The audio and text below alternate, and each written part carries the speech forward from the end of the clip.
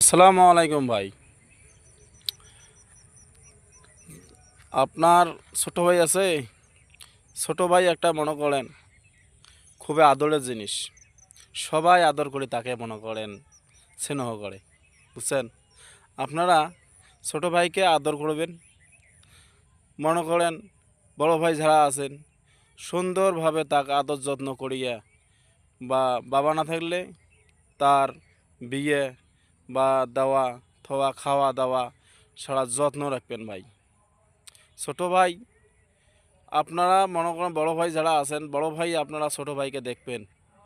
ছোট ভাই মনে করেন আপনার সন্তানের মতো।